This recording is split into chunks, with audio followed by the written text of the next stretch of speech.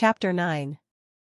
Uncle Herbert and Aunt Alberta's silver wedding was delicately referred to among the Sterlings during the following weeks as degree the time we first noticed poor Valancy was a little, you understand, plus or minus. Not for worlds would any of the Sterlings have set out at first that Valancy had gone mildly insane or even that her mind was slightly deranged. Uncle Benjamin was considered to have gone entirely too far when he had ejaculated, degree she's dippy, I tell you, she's dippy, plus or minus. And was only excused because of the outrageousness of Valancy's conduct at the aforesaid wedding dinner. But Mrs. Frederick and Cousin Stickles had noticed a few things that made them uneasy before the dinner. It had begun with the rosebush, of course, and Valancy never was really degree quite right plus or minus again. She did not seem to worry in the least over the fact that her mother was not speaking to her. You would never suppose she noticed it at all.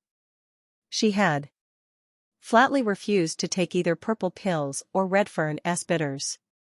She had announced coolly that she did not intend to answer to the name of degree DOS plus or minus any longer. She had told Cousin Stickles that she wished she would give up wearing that brooch with Cousin Artemis Stickles' hair in it. She had moved her bed in her room to the opposite corner. She had read _magic of wings _Sunday afternoon. When Cousin Stickles had rebuked her, Valancy had said indifferently, degree, oh, I forgot it was Sunday plus or minus and had gone on reading it _. Cousin Stickles had seen a terrible thing. She had caught Valancy sliding down the banister.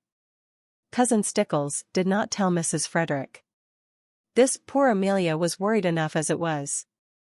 But it was Valancy's announcement on Saturday night that she was not going to go to the Anglican church any more that broke through Mrs. Frederick's stony silence. Degree not going to church any more. DOS, have you absolutely taken leave plus or minus? Degree, oh, I am going to church, plus or minus, said Valancy airily.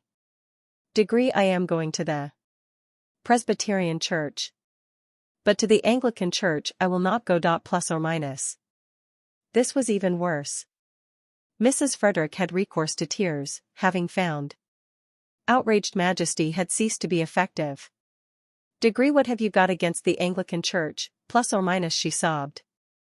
Degree, nothing, only just that you always made me go there. If you made me go to the Presbyterian church, I want to go to the Anglican. Plus or minus. Degree, is that a nice thing to say to your mother? Oh, how true it is that it is sharper than a serpent's tooth to have a thankless child. Plus or minus. Degree, is that a nice thing to say to your daughter, plus or minus, said unrepentant Valancy. So Valancy's behavior at the silver wedding was not quite the surprise to Mrs. Frederick and Christine Stickles that it was to the rest. They were doubtful about the wisdom of taking her, but concluded it would degree make talk plus or minus if they didn't. Perhaps she would behave herself, and so far no outsider suspected there was anything queer about her. By a special mercy of Providence it had poured torrents Sunday morning, so Valancy had not carried out her hideous threat of going to the Presbyterian church. Valancy would not have cared in the least if they had left her at home. These family celebrations were all hopelessly dull.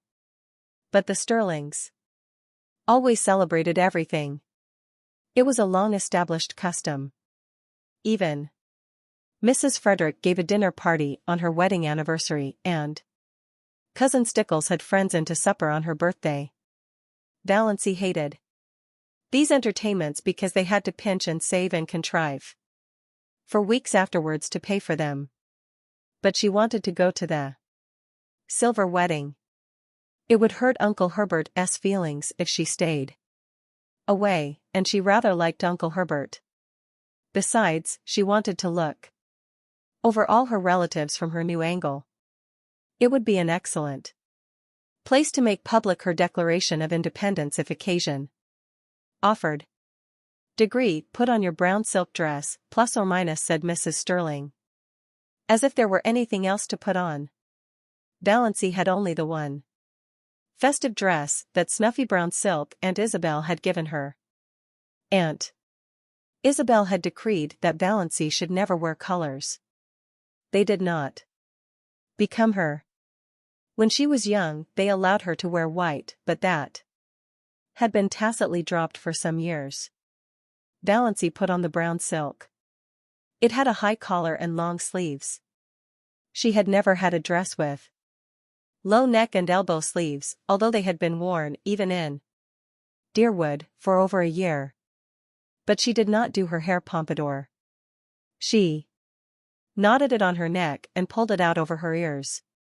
She thought it became her, only the little knot was so absurdly small. Mrs. Frederick resented the hair but decided it was wisest to say nothing on the eve of the party.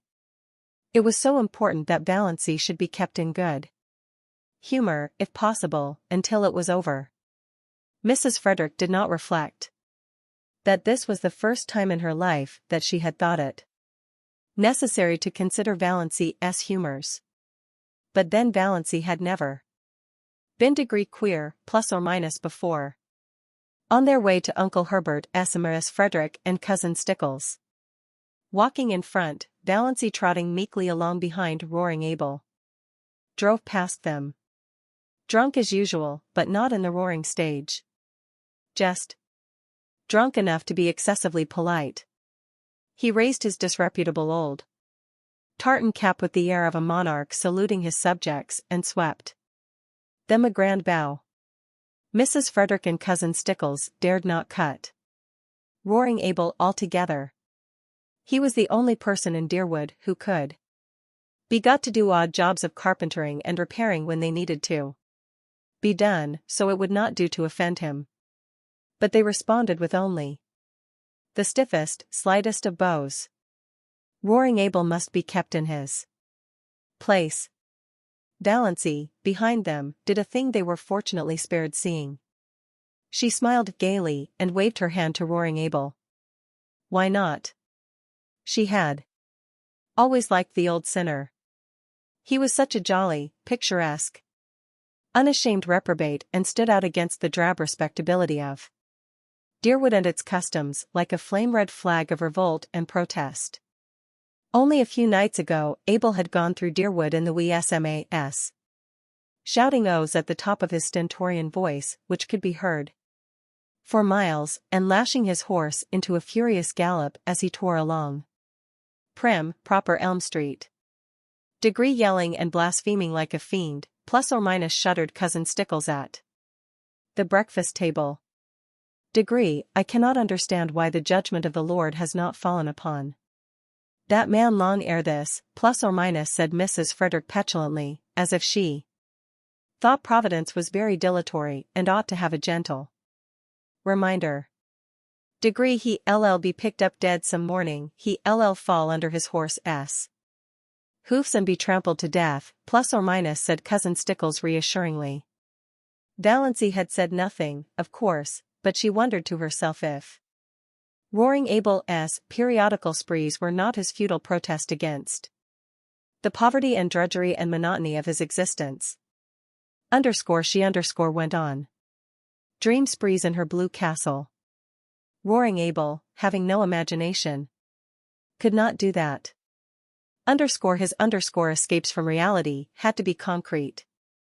So she waved at him today with a sudden fellow feeling, and Roaring Abel, not too drunk to be astonished, nearly fell off his seat in his amazement.